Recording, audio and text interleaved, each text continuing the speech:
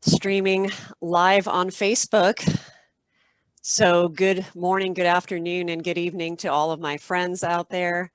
You all know me, so I'm going to skip my own introduction and go straight to my friend Jeremy here. I've got a very, very special guest on my Facebook feed, my dear friend and colleague Jeremy Solomons, who lives in Rwanda. And we're going to be talking and having a conversation today about societal violence and what are some kind of lessons learned from Rwanda and what are some potential ways forward. So Jeremy, maybe you could tell us a little bit about yourself, how you came to live in Rwanda, what it's like there, and just anything you want to share. Well, it depends, Vicky, how many days you have, but as we only have an hour or less than an hour, just very briefly, I'm originally from UK, from England, from Manchester is where I grew up. And I started traveling when I was 22 and I've never really stopped. So I've been living here. I was living in the US for 30 years, which is where I met Vicky. I raised my daughter there. And then a couple of years ago, actually 4 years ago, I had the chance to come to Rwanda for the first time to do some work with a women's university. And that's one of the areas that I cover. Like Vicky, I'm an independent consultant, coach, trainer, writer, and gender equity is a big issue for me. Also leadership. So I had the chance to work with young women leaders at a university here. And like many people do, I fell in love with Rwanda when I came here, had the chance to go and visit the gorillas up in the mountains, met a lot of great people, and began to learn about the genocide and what actually happened here in 1994. 26 years ago, there was a genocide where about 1 million people were killed from the minority Tutsi ethnicity in only 100 days, in barely 3 months. So it was particularly horrific, particularly brutal. And what has fascinated me and many people who come to Rwanda is how the country has healed in the 26 years since the genocide. And so that's something I'm very interested on a very personal level. My girlfriend is Rwandan. She went through the genocide. She lost her father and 3 brothers. So it's very personal. And she's told me many stories, but also professional as well. It's something that affects everything here, for good and not so good. So I feel very honored to be living here. I'm treated very well indeed.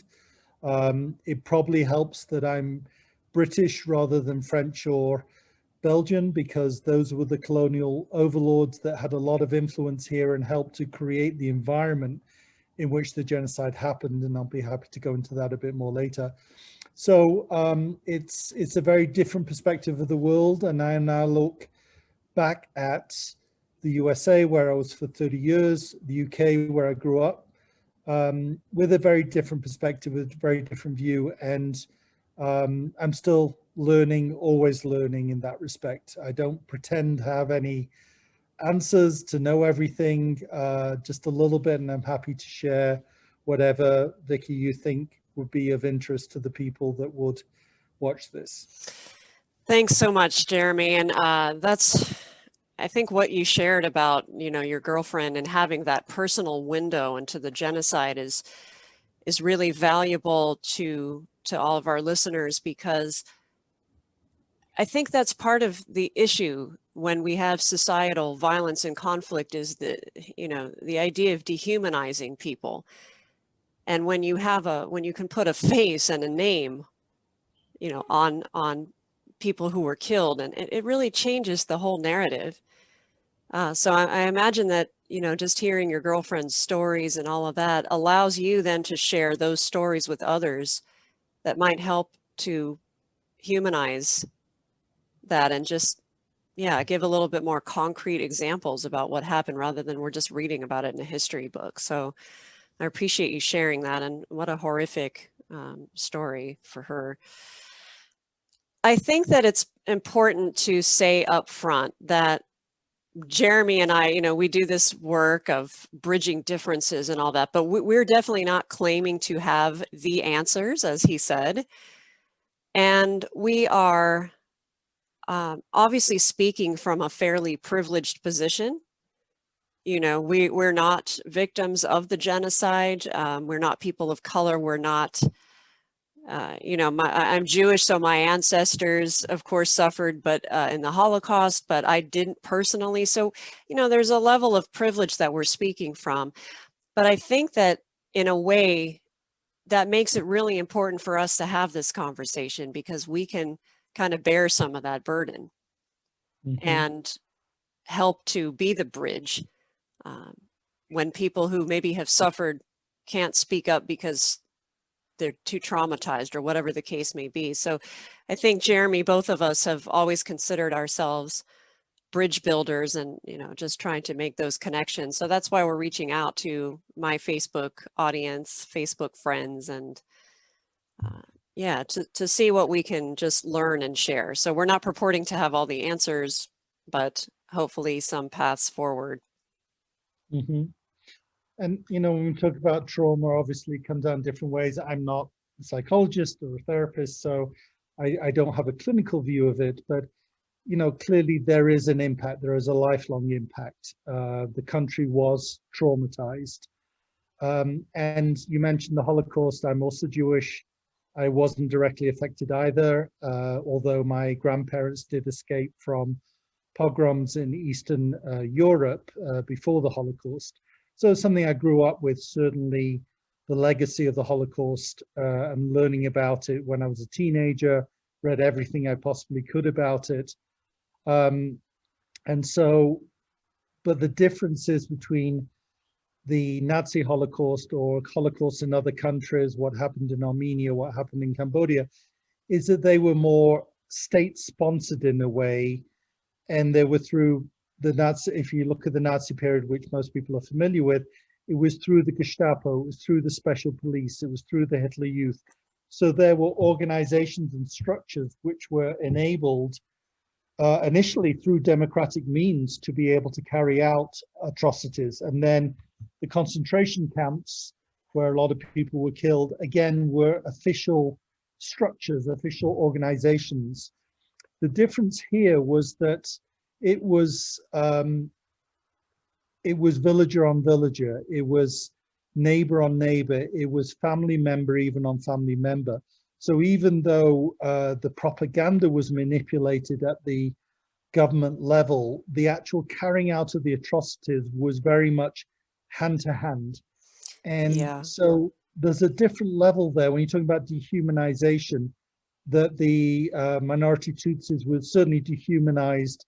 They were called cockroaches, for example, primarily through the radio in those days. So there was that element of state propaganda, but then it was carried out through the searches. So one of the stories my girlfriend told me is that immediately after the genocide, her family survived, and they were still surrounded by people who had killed their family members.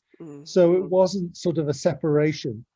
And the incredible thing, I could spend days talking about this, but what happened afterwards was realizing the victorious rebel leader, Paul Kagame, who liberated the country after 100 days, who then became the de facto president and has been in control ever since. What he realized was that, and this maybe relates to some other countries, was that there needed to be a reckoning, there needed to be retribution for people who had committed incredible acts of atrocity, yet also there needed to be some form of reconciliation and reunification. And so from a logistical point of view, but also from a kind of societal, psychological point of view, he realized that, you know, to have the show trials similar to the Nuremberg courts after the Nazi period was not going to work. So he went back to a traditional form of Rwandan community justice, where basically they're called the Gacaca courts, G-A-C-A-C-A. You can look it up, but basically the idea is community justice. So people that were captured, they were given the option to be able to go in front of their neighbors, villagers, even family, own up to what they did, and then make a sincere confession and beg redemption, beg for some kind of acceptance. And then some were imprisoned, depending obviously on the crimes, some were expelled, and some were rehabilitated. So you now have certain villages in Rwanda, more rural villages outside the capital Kigali, where you have, for example, two sides of a valley. One side was Hutu, one side was Tutsi. They killed each other or other atrocities during the genocide. Yet since then, they've managed to come to a way of being able to acknowledge what happened and move on and rehabilitate, and even intermarry again. So when you're talking about dehumanization, I would like to call this process rehumanization, of seeing each other as individuals, and even though some terrible things were done, to basically still see the humanity in people and being able to acknowledge it and let go of it is, to me, absolutely incredible. So I still don't understand exactly what happened. I mean, it took 35 years to get to a state where genocide could happen, but I still don't fully understand how people have been able to rehumanize again. It's something incredible to me that has happened. Not everybody, but within the society, they have been able to come to a place of reconciliation, reunification. And just to share, one of many stories, a taxi driver who, I'm surprised I'm always very cautious, but I will always ask permission, about what happened. And obviously anyone over 26 was involved directly. And this was the first time I came here, and the taxi driver said to me, well, my mother was Hutu, my father was Tutsi, but I'm a Rwandan now. And I think that's the incredible thing, and certainly has implications for many different cultures around the world that are suffering a level of polarization and division. He said, but I'm a Rwandan now. And so he can feel that sense of national unity, which President Kagame has been able to achieve. And that I consider to be quite incredible to get to that level. Yeah, to say the least. I mean, I'm so struck by what you're saying, because of course, part of me is thinking, we have a moral obligation to take those lessons and apply them elsewhere, because that genocide and everything that came out of it can't only be for that situation and not applied elsewhere, because all of those people died under such horrific circumstances. And we really do have this obligation to take what they did. And of course, the cultural context is different in every country. And so you can't take the exact model and sort of slap it anywhere and apply it. However, what's really striking me about what you're saying is the difference between the Holocaust and the Rwandan genocide, in the sense that, what you mentioned about it being state-sponsored versus people of the same family even brutally murdering each other. And I was reading a book about that, about the Rwandan genocide, where the author was saying what made it so terrifying, besides just the genocide itself, was how it awakened in every human being a realization that if it could happen to them, it could happen to us. Because like you said, this was not a state-sponsored situation. This was neighbors and families willingly and with awareness killing each other, and people who had been friends and neighbors and loving family members not that long before these atrocities happened. And so you think, how can you go from that to these brutal killings? And so that really, I think, prompted me to ask myself, and I'm sure you've been asking yourself this too, because of the work we do, how can we as individuals play a role? Because sometimes we feel powerless against societal violence. You watch what's happening on TV and you feel like, what can I even do about this? But I think the lessons from Rwanda really show us that there is something we can do as individuals. Mm-hmm. And, again, it comes from different places. So some of it is just inside, having the willingness to be able to accept, forgive, etc. Some of it comes through the system. So what helped tremendously was, for example, as the country was rebuilding, obviously more men and boys were killed than women and girls. The President Kagame, again, he's a rebel soldier. He wasn't a politician. He wasn't an educator, but he had the insight, or he had the advisors to help him to be able to see that there's a huge untapped resource, which was young girls and women. Many girls typically weren't educated. So one of the things he did fairly early on was to focus on women's empowerment and get girls educated with the same rights as boys, and get them into positions of higher education and eventually into power. And something that people may not know is that now it's no coincidence that that Rwanda has the most women in parliament of any country in the world. Mm-hmm. The current statistic is about 61%, which is way more than double what it is in the US, for example, and most countries in the world.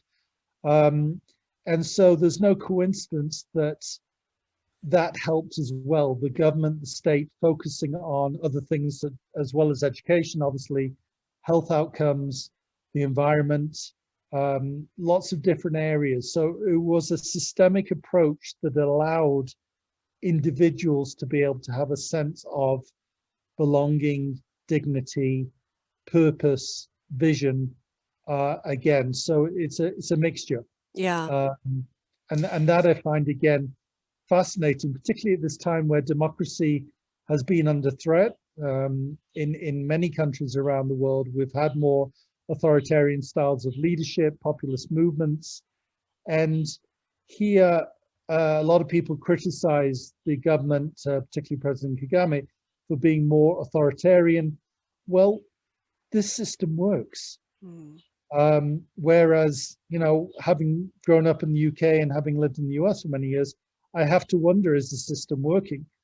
So I think a big part of it is to suspend judgment, to be open to new possibilities, but on every level. I don't think you can just do it on an individual level. It has to be done, I think, on a community level, on a government level, and, you know, eventually on an international level as well.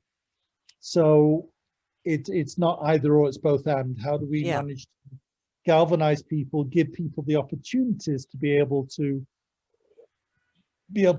recover from this, and in whatever way they can. One area where I think Rwanda still needs to focus on is around mental health, and allowing people to be able to do that deep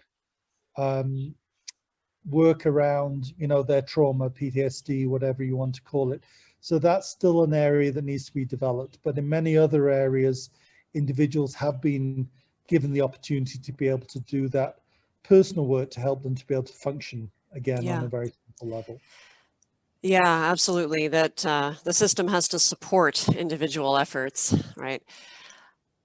If we could, let's shift our focus to maybe some of the events that led up to the genocide. And obviously, you know, there's, like you said, 35 years of complexity that led up to it. But I'm kind of thinking about our Facebook listeners and just what we could offer to them, or what we might share that could be helpful on that individual level.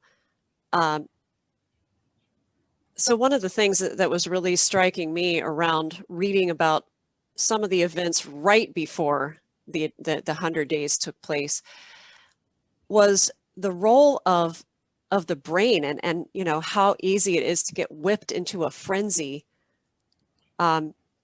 when you feel under threat. So I mean, this is kind of how we're designed, right? Our brains are designed that way.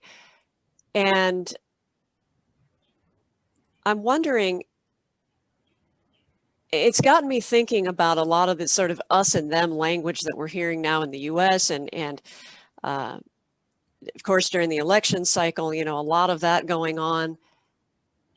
And I'm wondering are there any lessons from Rwanda that we're kind of leading up to that we can spot now in this sort of us versus them mentality that starts our brain chemistry on that process that ultimately leads to worse things? Because, you know, you just see it over and over and over and over again throughout history.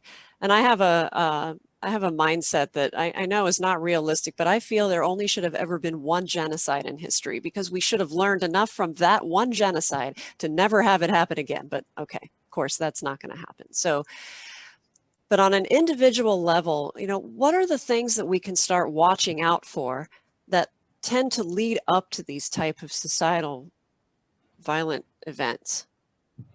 Well, the best way of looking at it, and I shared this in a blog a few days ago, is the work of Erwin Staub, who was a Hungarian psychologist. And he came up with two continua, continuum of violence and continuum of benevolence. So the continuum of violence basically looks at how social cohesion can become social destruction. And what I particularly like about it is there are 10 steps. So it's not something that just happens.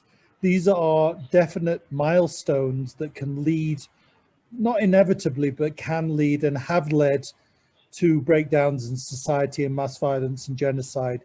Again, going back to Germany or Cambodia, Armenia, etc.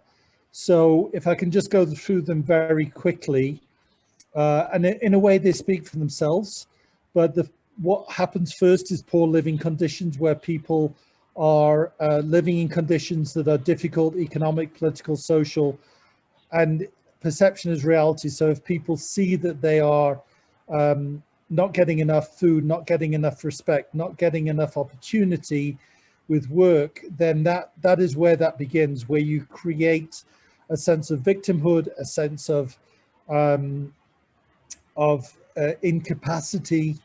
So that's a place to start. And then when individuals turn to an existing group for support and protection, but then that can lead to social polarization. So basically you're creating the haves and the have-nots, the undermined group and the dominant group, however you want to say it. So there is that element of polarization that then becomes ideologized, where there's a feeling of we're better than you, and then discrimination. So one obviously, you know, example again, going back to Nazi Germany, is where Jews in particular were made to wear yellow stars, but not just Jews. There were other groups such as the Roma,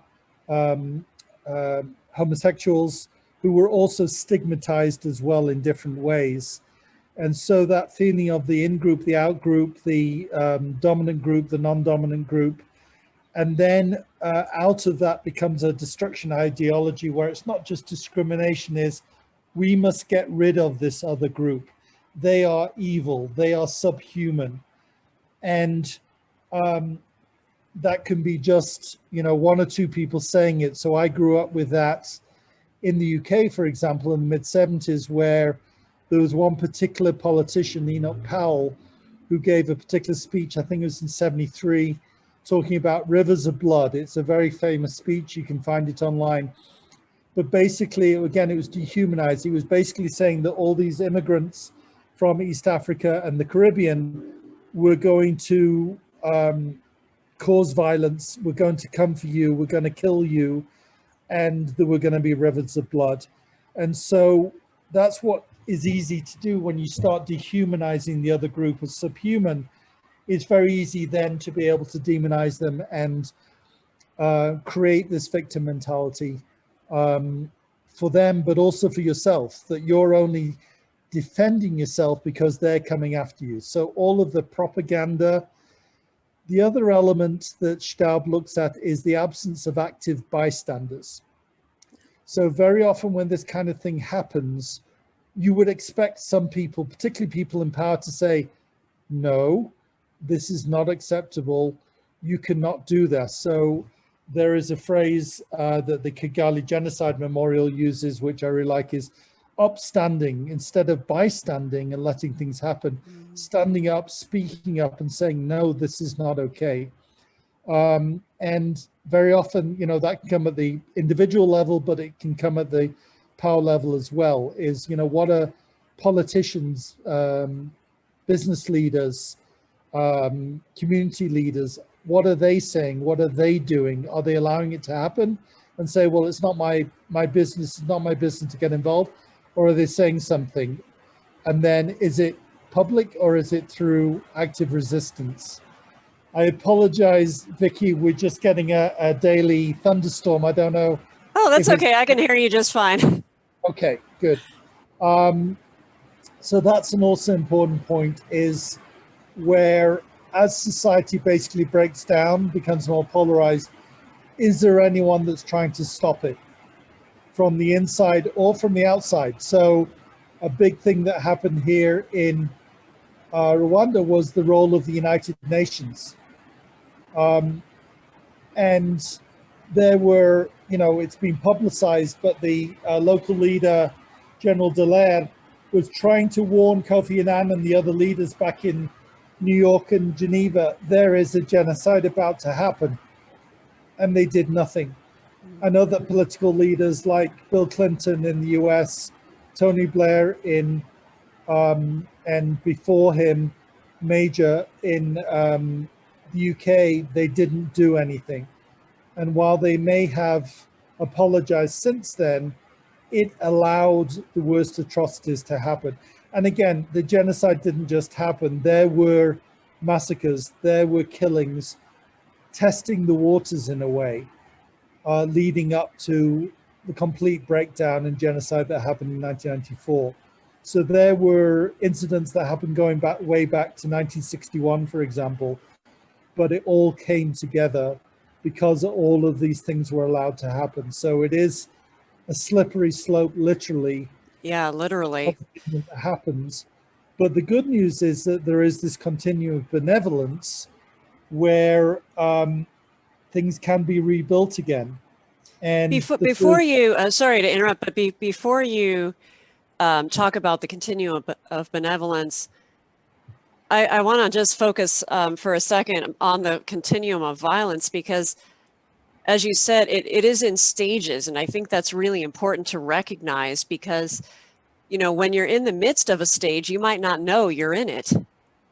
And so what are some of the things that people need to be looking out for on a very tactical day-to-day level in sort of some of those very early stages of the continuum of violence? What are some behaviors and things that people, just everyday people, can be looking out for in themselves and others in those early stages?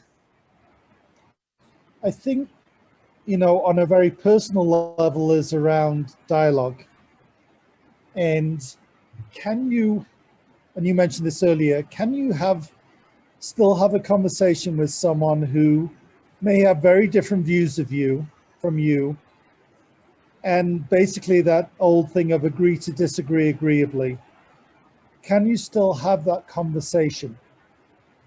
And in a US context is, you know, can you still talk to Uncle Bill over Thanksgiving, and knowing that Uncle Bill has rather extreme views which are very different from yours, but can you still do it in a civil way?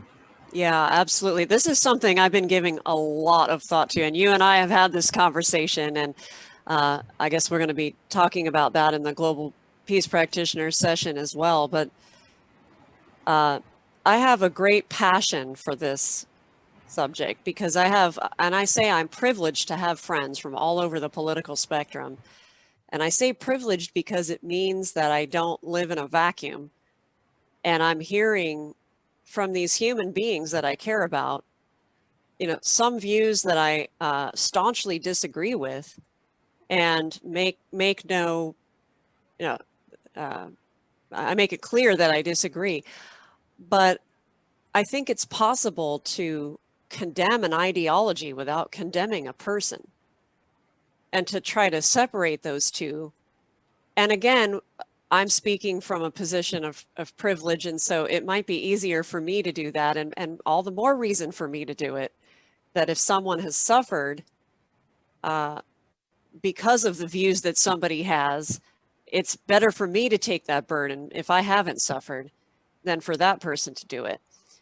But I still think that overall, these early warning signs are there even in our individual lives, like you're saying, that, you know, having dialogue where we say, the other side. I hear this a lot. The other side doesn't want this to happen. I mean, that kind of language, I think, is on that continuum, isn't it? I mean, these are the things we should be looking out for in ourselves, because it does spiral from there pretty quickly. And some of that is just how our brain chemistry works, that, you know, it's been proven time and time again how easy it is for our brain chemistry to shift into that fight mode and for things to turn violent. So I guess I just want people to, you know, have a flag in their mind of kind of what are things we can look for in our everyday conversations that can potentially lead on that continuum. Because you might think to yourself, well, there's no connection between me saying the other side and genocide, but there is, don't you think? I mean, Yep. No, I think, you know, you what you mentioned a few moments ago around separation, that can you separate the person from their views? And I think, you know, that's been particularly difficult in the last few years in the US and other countries where, you know, their political beliefs, social beliefs are seen as a sign of kind of moral fiber. And that, you know, the use of words like deplorable, for example, has such incredible dehumanizing judgment in it totally agree. Yeah, that it's very difficult then to get to the essential of the humanity. And what I particularly admire about you, Vicky, is that not just that you have a very diverse group of friends and acquaintances and colleagues, but that you're willing to engage with people where they are and separate out from the views which you may not agree with from the person that you know that they are. thank you. And It's not easy, uh, but it's very hard. but But actually it's funny. Maybe it's just my personality, but I almost feel like I can't stop myself from doing that. And there's times when I think, you mentioned being upstanding. You know, there's times when those relationships, having those close relationships makes it harder to upstand and say, you know, hey, this is wrong, because I think we all have an innate desire to connect as humans. And so the thought of fracturing or rupturing relationships can be very innately scary to people. And that, and in some ways, probably prevents them from upstanding. And I won't exclude myself in that. Um, so yeah, I think there's a lot of lessons to be learned from the Rwandan model around that, you know, giving, I love how you talked about how they gave societal support to it. There was a system in place that was kind of a traditional system that people could operate within, and gave them support. Because I do think sometimes people have a hard time just saying, okay, well, I know this is wrong and I want to be upstanding, but I'm not sure how to do that. And particularly how to do that without fracturing close relationships that I value. well, and part of it again, if you have that relationship of trust, respect, love, that helps. It But I does. think there's also two other things that I would say with people maybe you don't know as well. One is that you know, again, these may seem trite, is perception's reality, Hmm. and that to accept that their perception is their reality, even if it's not yours. Yeah, And that can be absolutely. very difficult, particularly when it impinges on you as well. Um, so to be able to do that and be able to put yourself, you know, we talk about empathy and putting yourself in someone else's shoes, at least to accept, even if you can't do that, to accept that that is where they're coming from. Yes, Um, absolutely. Because there's not a necessarily, value, or there's some feeling, need, value behind, you know, what they're saying. yeah, And maybe the person has carried that value to the extreme, and they've been misguided or misinformed by disinformation or propaganda or whatever, but the maybe that basic value or need that they have is still in there somewhere. And so trying to get at that, you know, what is it that you really need? What are you afraid of? What is it that you value? What's the value or the need behind that? And I guess that's part of the nonviolent communication model. And I have found that to really work. And one of the techniques that I often use is, you know, I'll just say to someone, I don't respect X leader or X policy, fill in the blank, but I respect you. So tell me what, you know, what your thoughts are around this. And it doesn't always work because sometimes things are, you know, you can't engage everyone. I mean, sometimes folks are just completely unbending, unwilling to listen, and you know, so misinformed about something that it's just too difficult to have that conversation, and it's okay to walk away, and it's okay to disengage. But I still stop short of dehumanizing. I still think we need to do that. Even when somebody is that far gone, I still think, you know, when the Charlottesville rally happened, my reaction was really odd. I mean, I actually felt this sort of wave of, you know, empathy, or and I almost felt guilty about it because I thought, as a Jew, how can I feel empathy for these people? I mean, it's, you know, but I didn't feel empathy for what they did. And I felt extremely angry about what they did. And I condemned their actions, and I condemned the whole situation.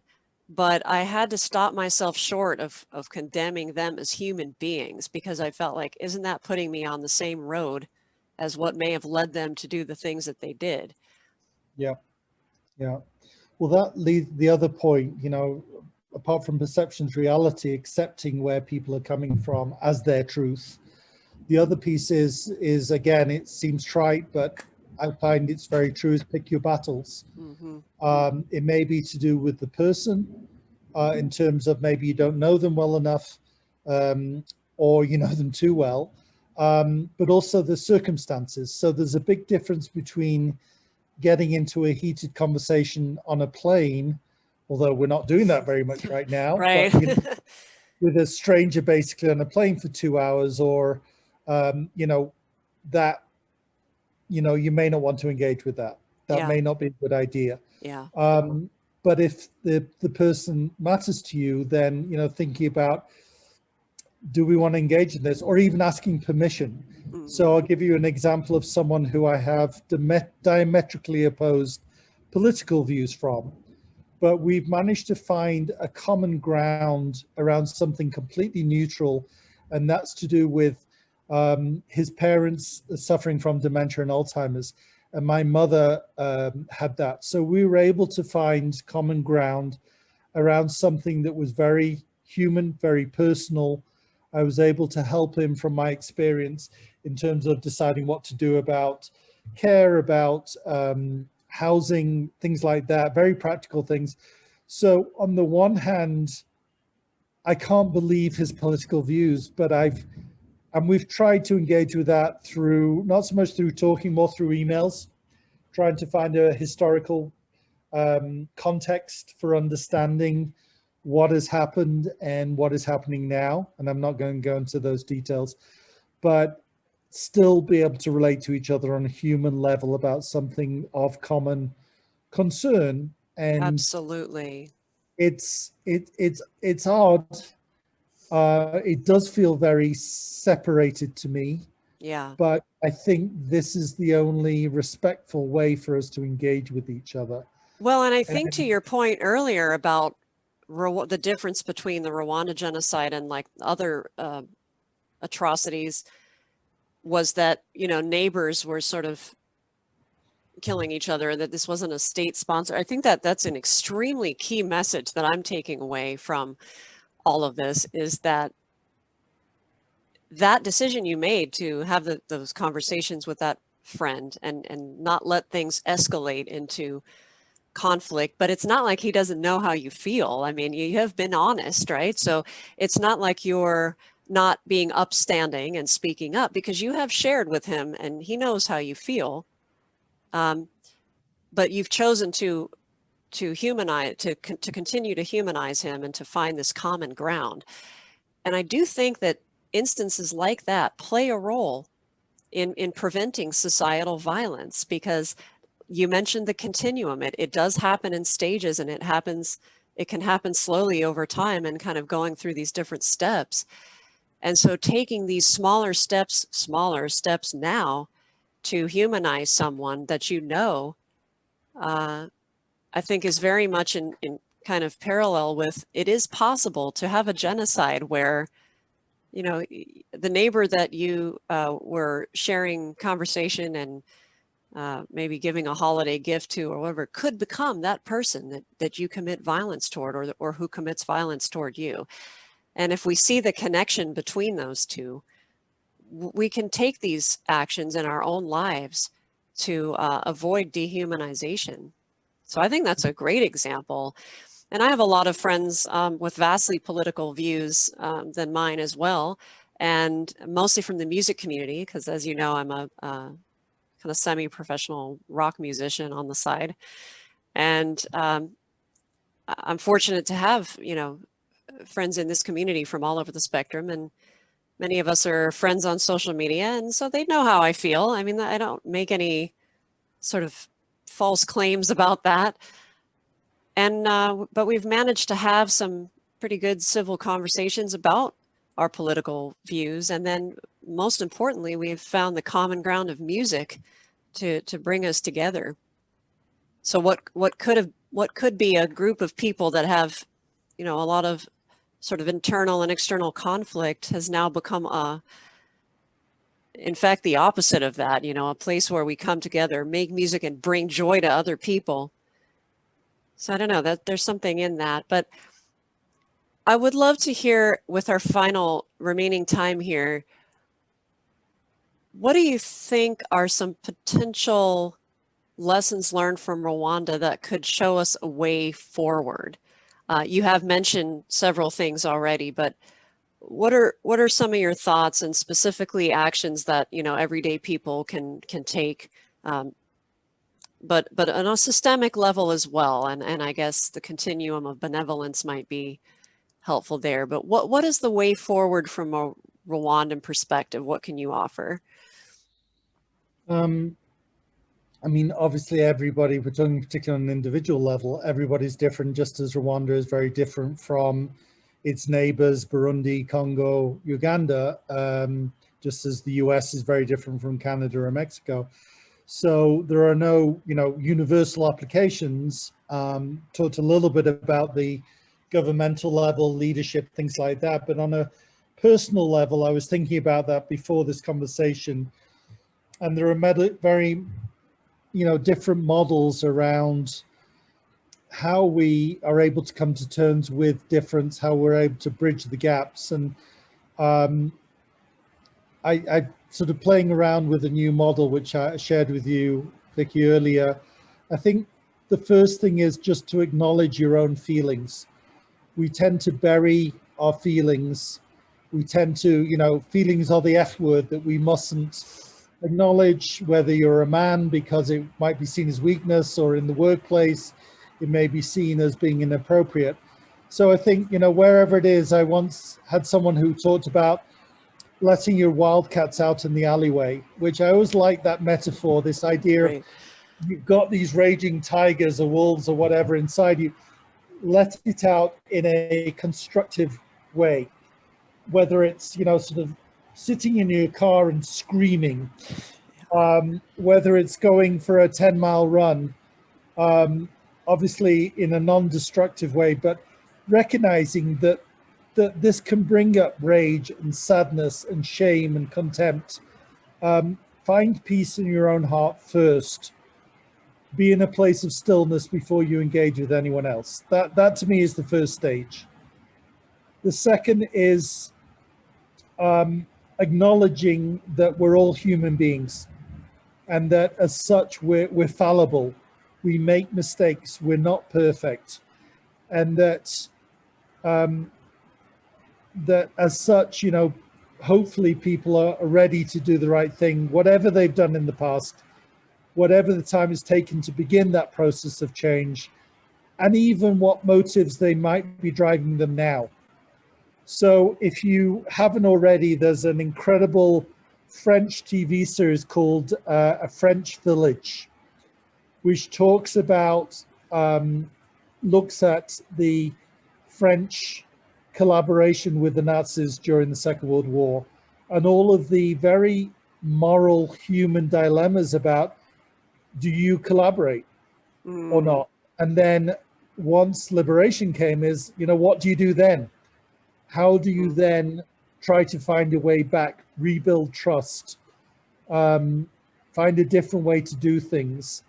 And so even though the motives may be one of self-preservation, still being able to acknowledge that this is a human being trying in some way to be able to come back to civilization, coming back to normalcy. Then accepting any sincere apology. You can tell the difference between "I'm sorry" versus, I really understand now that I've done something that I shouldn't have done, that I need to make amends.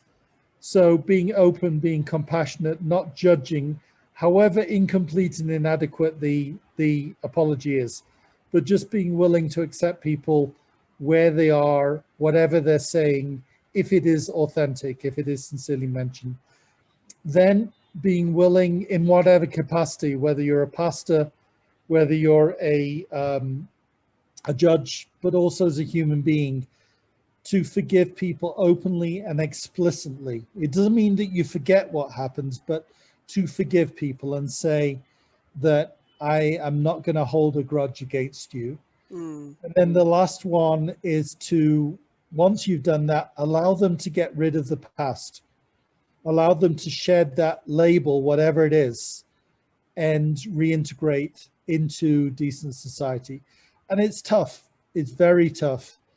But at whatever level, to be able to go through those 5 stages, have the difficult conversations with yourself and with others, and be able to move on in some way. And these are things I'm learning myself. I don't have the answers. I can't always do this, but I think it is something, a kind of template for us to be able to come to terms with what has happened. Sorry. And then be able to move on in some way. Yeah. And I think that Rwanda, I think it's up to all of us to study the genocide itself, but more importantly, and maybe less talked about, is how the country managed to heal. And I think, as I said in the beginning, I think we have an obligation to do that, so that those horrific deaths, I'm not the person to say, oh, that something good came out of it, but that we don't allow more needless deaths because we're not paying enough attention to the lessons that came out of that. And so I encourage everyone out there, and I'm going to include myself in that, to maybe read up a little bit more on the Rwandan genocide, but also what happened after. How these, because you said it's nothing short of amazing that people who suffered that greatly at the hands of people they live next to, and then can still live in the same, town with them and live next to them and have, and even intermarry, is nothing short of miraculous. And I think we owe it to ourselves as a society and as individuals to try to understand how that came about, because like this author said, about the Rwandan genocide, if it can happen to them, it can happen to us. And I think we need to be aware that none of us are immune from these potential atrocities like that. I mean, as a Jew growing up in the US, I always kind of had this feeling of like safety. And I've had a little bit of discrimination here and there, but it's nothing really vast. And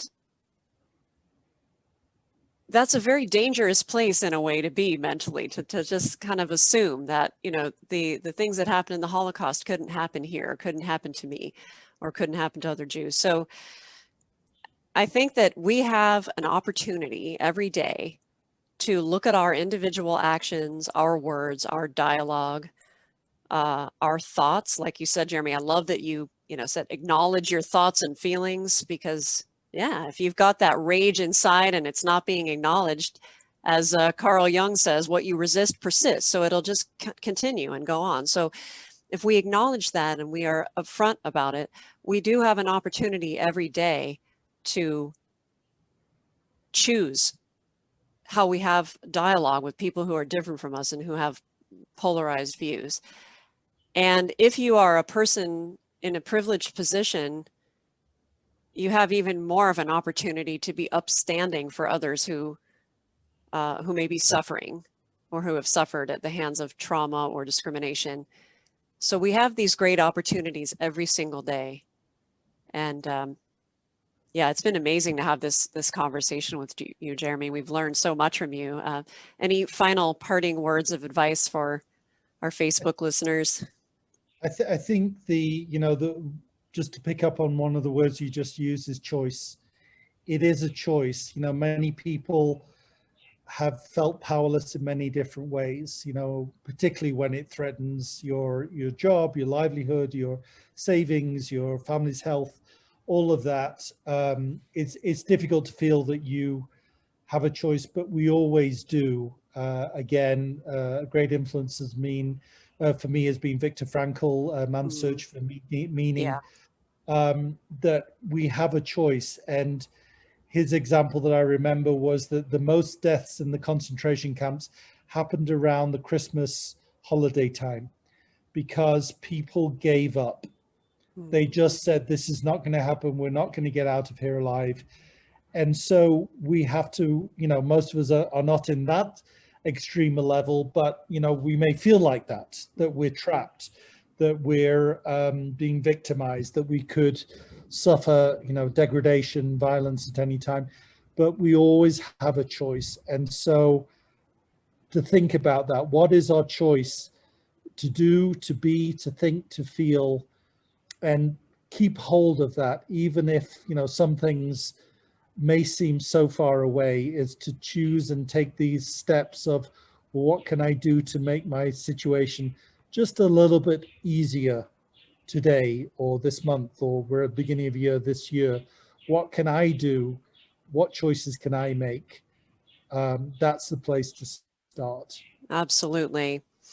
The phrase I've been using for a couple of years now is for myself, and I've passed this on to some clients, and again, it's not a universal application, but the phrase I'm using is compassionate courage. We have to have the courage to say that things are wrong and to speak up against injustice and so on, and have compassion for the human beings perpetrating it. Yep. Yeah. And yeah, and it is so difficult. And really, I fail at this, often, and I'm sure you do too. And I succeed at it sometimes. And my other favorite thing you said today was about being fallible, and I think maybe applying that to ourselves as well. And especially as, practitioners of bridge building and all of that, I think sometimes, I don't know if you're hard on yourself, but I definitely feel sometimes like, why can't I do more to build bridges and to reduce violence and all of that? But we are also fallible. And so, having self-compassion, I think, is equally important, that you may make these efforts to have effective dialogue and they may fail miserably. But I think if people can just say to themselves, you're going to give a margin of error that, you're probably going to fail at these conversations 60 to 70% of the time. But a 30% or even a 5% of having an effective dialogue that doesn't dehumanize someone is a win. Yeah. Yeah. It takes time and energy. So, again, pick your battles. But as long as we're alive, we've got to continue trying. Absolutely.